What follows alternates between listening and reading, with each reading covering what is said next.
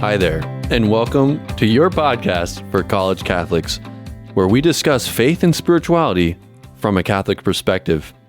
I'm one of your co-hosts, Owen Chase, and I'm here with another co-host, Andrew St. Germain. In today's episode, we are honored to have as a guest the one, the only, Father Patrick Wainwright. Welcome, Father. How are you? Hi, Owen. Hi, Andrew. How are you doing? Thank you for having me today. Welcome back to your show. Right. Or your podcast. Yeah, we're not normally the hosts. We should probably clarify. Oh, right. Yeah, we should probably say something about that. Why are you host today? Well, because we wanted to hear about your vocation story, Father Patrick, and well, typically you're the one hosting the podcast, so you've given us the reins today. Yes. Since last episode, we thought it would be a good idea to have them be the hosts this time. So you lead it. We're glad to have you here, Father, and today It's my honor to be here with you guys. Well, today we wanted to start off as you said last time, talking or asking you more particularly about your own story and your vocation. Right. So, yeah, Father, if you just want to start by maybe sharing a little bit about how it was that you became a priest of Miles Christi, that would be awesome. Okay, good. Well, thank you for asking the question. Thank you for suggesting all this. So first of all, I was born in Argentina, born and raised. Are you a Messi fan? Now, yes. At that time, I didn't. I was a Maradona fan because Messi was not in the picture yet. Yeah, absolutely, a Messi fan. Everybody who likes soccer should be a Messi fan. Right. So, well, I grew up in a Catholic family. You know, mom and dad and a brother and a sister. They were older than me. And I was the little one. We all practiced the faith.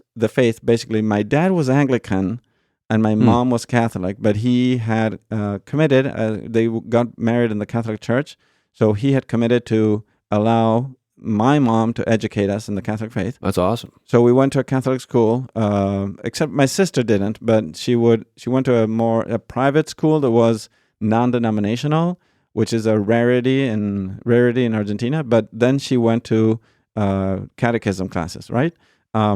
Anyway, so as I grew up, I lived my faith, but in many ways, I just lived it almost like a cultural thing, that this is what you do.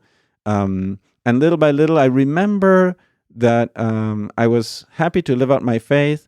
I think one thing that stayed with me a lot, a great example, was the example of my grandma, that used to pray the rosary every single day, right? So whenever I came back to school, I would see her praying the rosary, and, it was a good thing. And she would always give me words of wisdom, right? So don't do this, or it's not going to be helpful for your life. This is important for you, and good words of advice.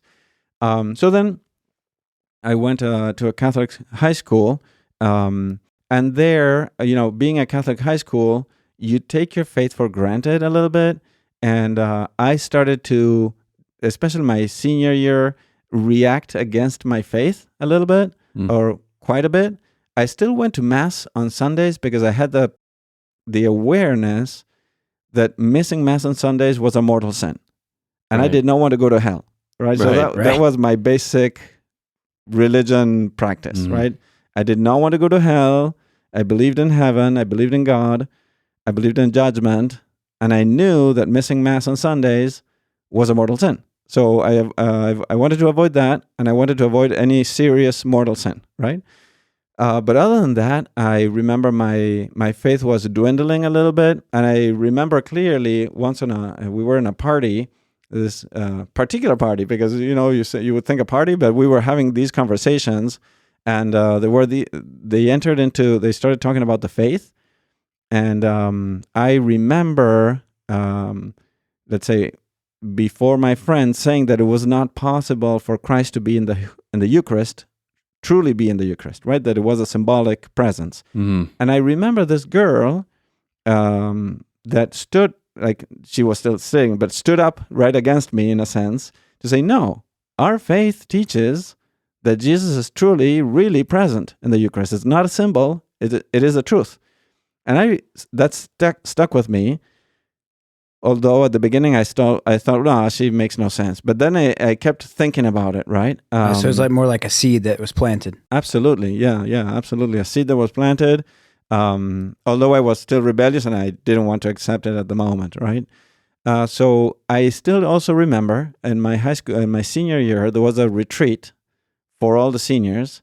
And most of my friends went to the retreat, but I did not want to go. I just said, I'm not going. I don't want to do this retreat. I don't want to do this. This makes no sense. So I was basically the only one of my group that didn't go to the retreat. Father Patrick. Yeah. Bad example.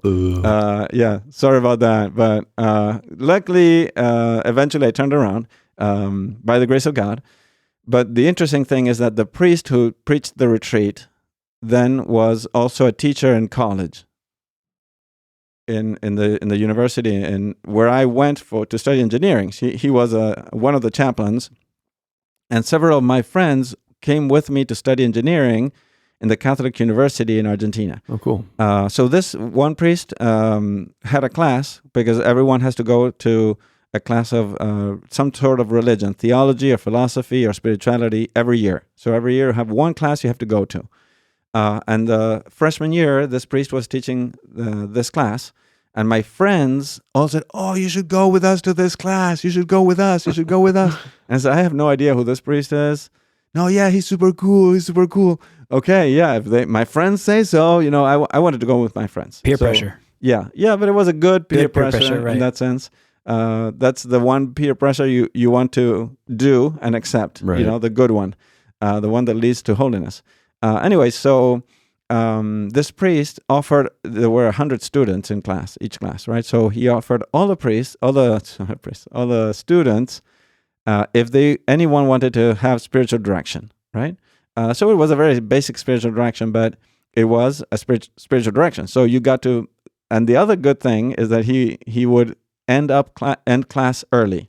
So the classes were 2 hours, right, of class. He would do an hour and a half. That's nice. And then we were all free to go, and he would call 3 students per class per day for spiritual direction. Wow. So he would do 10 minutes, meet 10 minutes for each. But that everybody was happy, right, to leave early. Right. And at the same time, you had the chance to meet the priest personally.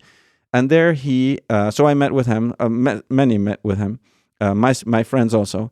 And he would give you some material to do a time of meditation.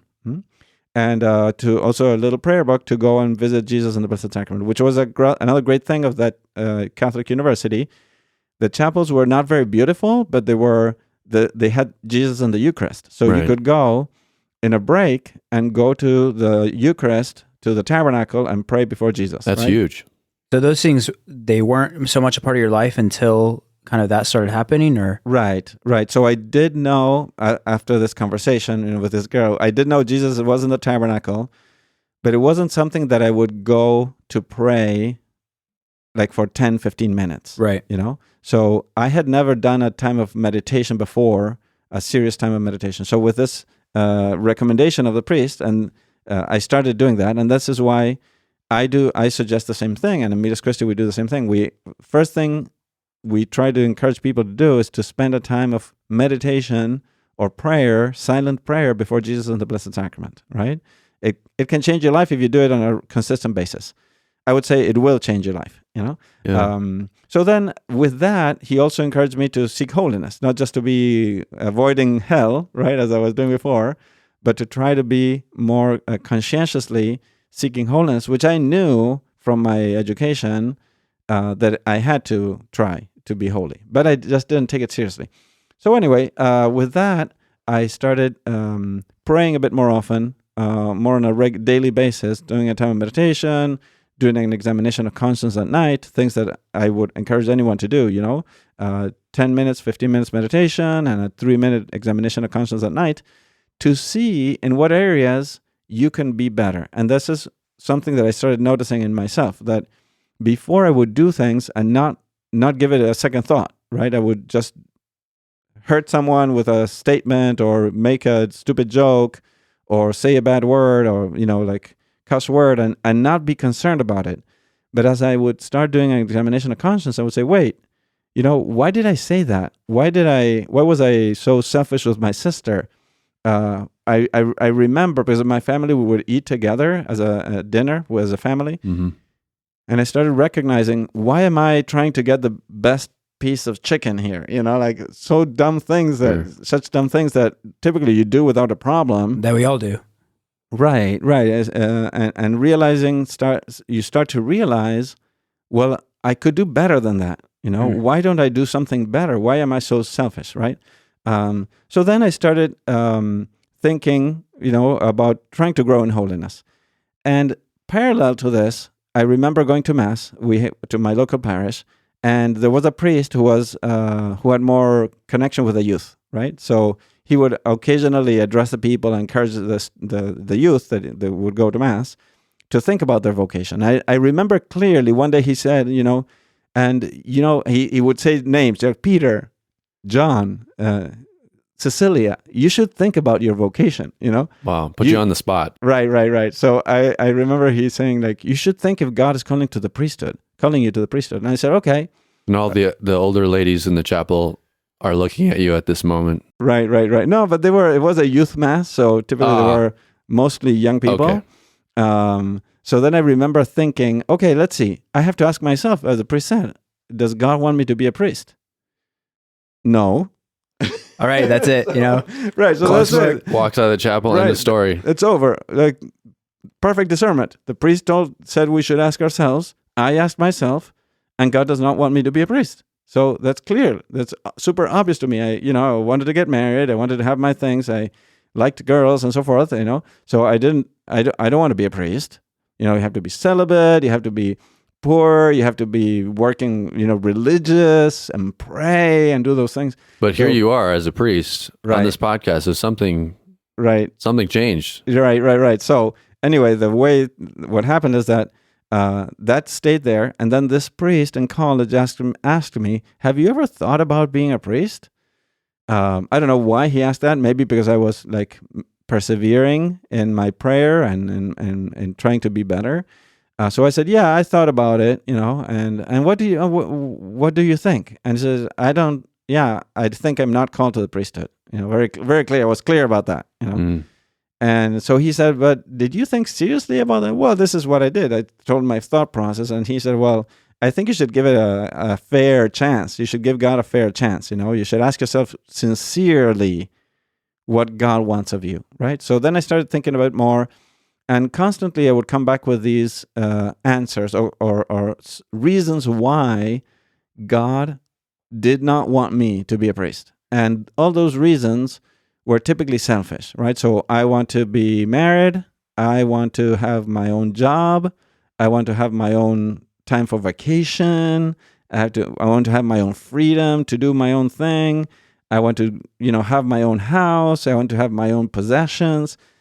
I don't think God is calling me to the priesthood, So the priest would at one point told me, well, obviously those are reasonable things, but they're all self-centered things. You're not thinking about what God would want of you, because everyone has those desires as well. Anyway, so that got me thinking, and around that time there was another in the parish. They talked about vocational talk, right? So I said, oh, I'm not going to go to that, But then I thought maybe I could go and just ask whoever is the speaker about my questions. I had questions to ask, And could God be calling me to the priesthood? Although I don't think so, So then I went to this thing. It was a talk, and the priest wrote and they had a blackboard, whiteboard, and he did a little like the sun and the planets, right? And then he put the earth and two drawings, one the sun and the planets, and the other one the earth, and all the planets and the sun circulating around the earth. So he said, well, typically in our life, we are like in this drawing, right? We are at the center of everything, and we think that everything revolves around us, even God, right? Even God is revolving around us, and God is at our service. We pray to God when we need something and so forth.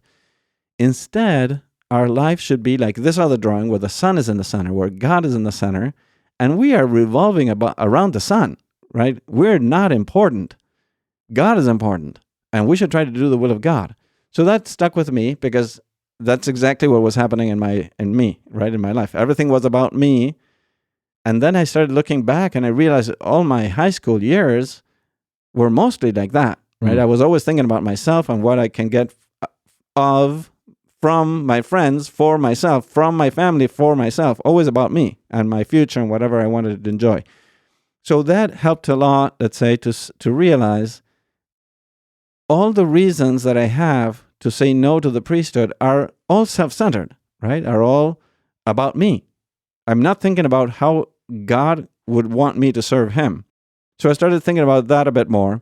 And so then I started going to Mass daily and, praying for help, praying for grace.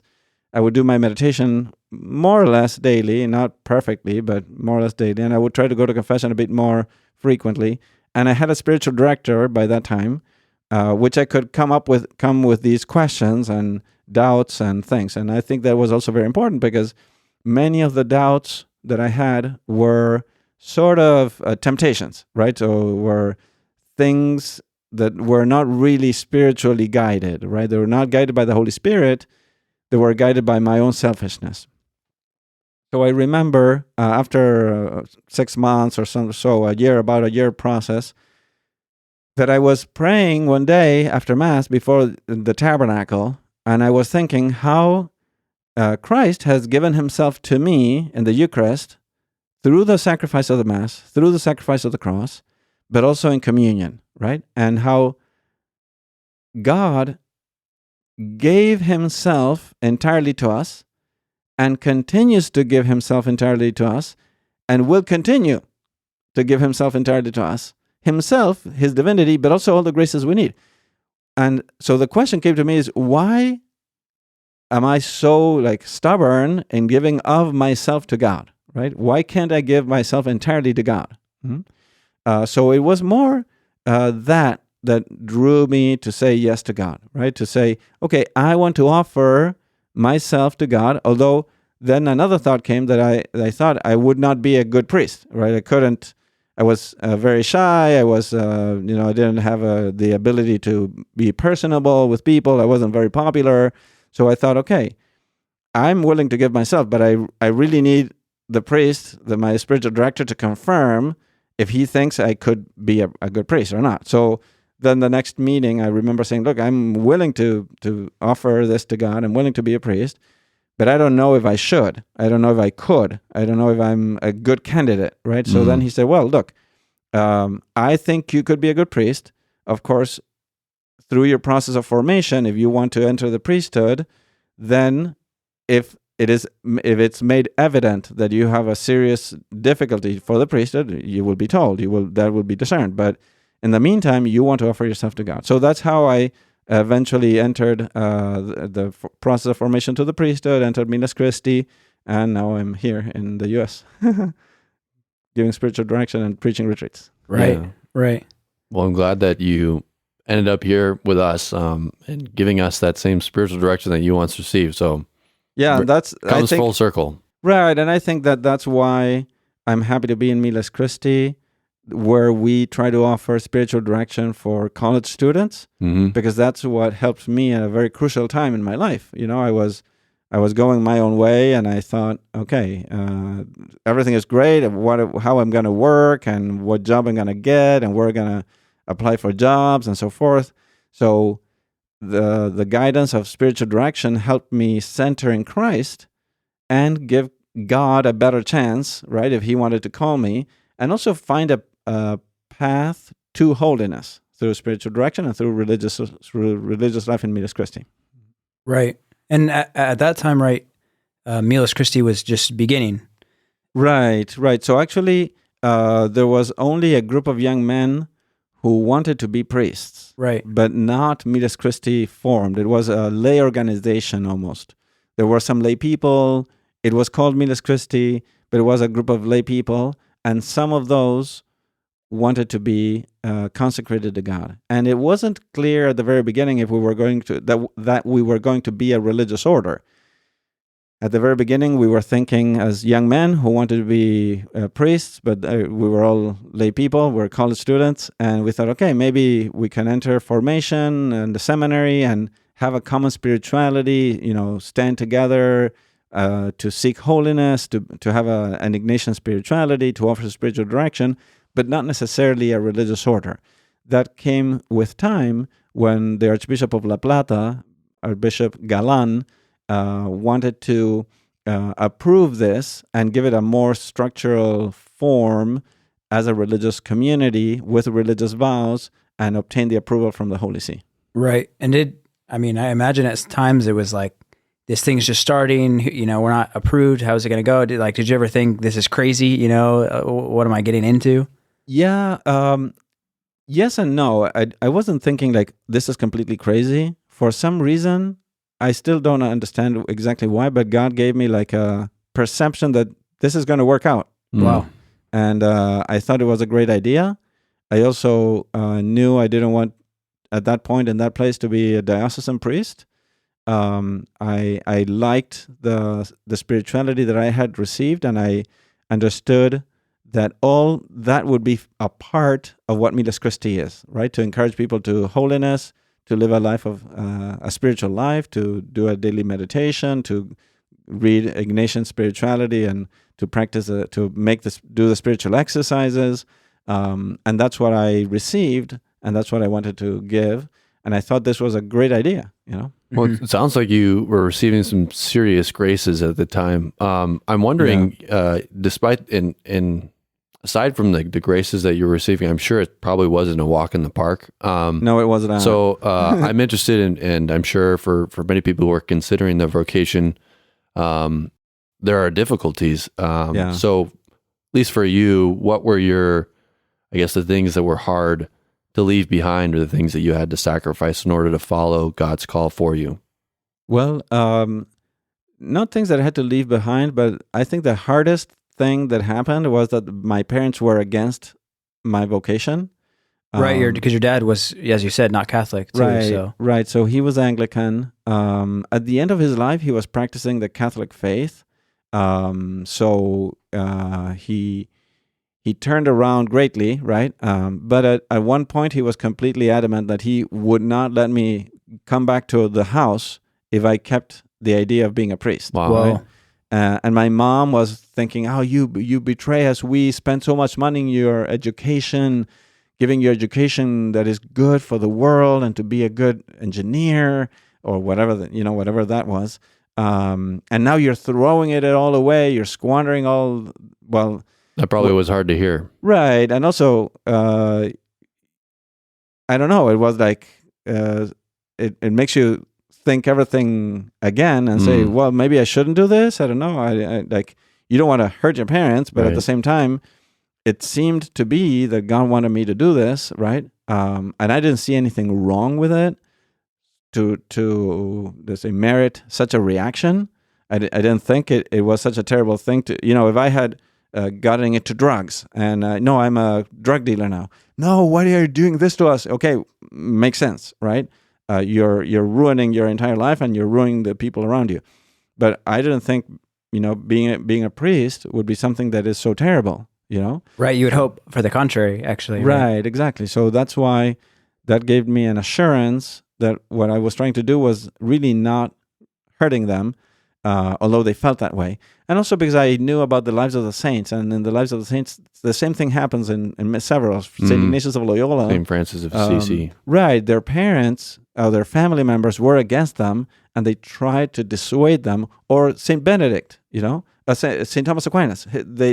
Catherine of Siena. Right. So in the case of St. Thomas Aquinas, they imprisoned him, right? They put him in a cell with sent a prostitute to dissuade him from entering the religious, the Dominicans, right? So they preferred him. Even they said, you can be a priest, but go with the Benedictines, but not with those Dominicans that are poor and they go begging around, So knowing those things, it didn't completely scandalize me. I wasn't like destroyed by that challenge. I knew it was a possibility. I just didn't know sometimes it would be so strong. Right.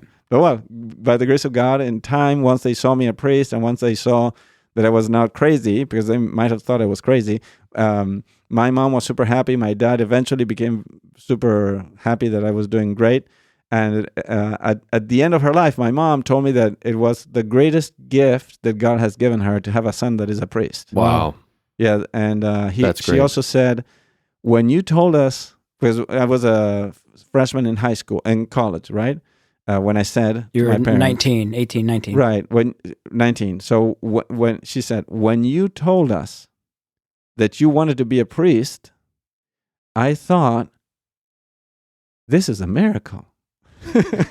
In what sense? Like, thanks, Mom. Right, because I was not living that well before. I was not that virtuous, if you want. I was like selfish. I was cranky. I was like a crybaby, or whatever. I don't know I don't know why she said that, but she said, I thought, this is a miracle. The miracle vocation. Right. You really changed a lot, you know. So yeah. Anyway, so that's more or less the story. So what I would highlight, if you want, of these things for those who are listening, so as to at least make some use of all this conversation, that it is most important for anyone who wants to discern anything as important as one's vocation, to try to have a spiritual director, a priest that you can meet regularly and ask these important questions and ask his input. Like, what does he think about, you know, your discernment and your possible vocation and stuff. And another one that is very important is to try to live a life, to seek a life of holiness, particularly through daily meditation before, if possible, before Jesus and the Blessed Sacrament. Because that connection with Christ, that personal time with Christ, is what makes it possible for anyone to make a sacrifice of this level, right? You're giving up everything that we're naturally inclined to have for a reason, and the only one who will give you the reason is Christ. The only valid reason is Jesus Christ. Mm-hmm. So the same for you guys, you know, like, you want to make sure you have a good, solid relationship with our Lord, because that's the only thing that will help you persevere. Right. Yeah, that's great advice. And I think with both of our stories too, you know, that was the spiritual direction and the meditation were essential, to say the least, in any sort of discernment. So yeah, thanks, Father, so much for sharing. Yeah, and thank you for giving us the time to ask some questions and giving some advice. And I think that's about enough time for our podcast today, and we're thankful for our listeners as well. And before we end, we have some words from Father Patrick, the real host.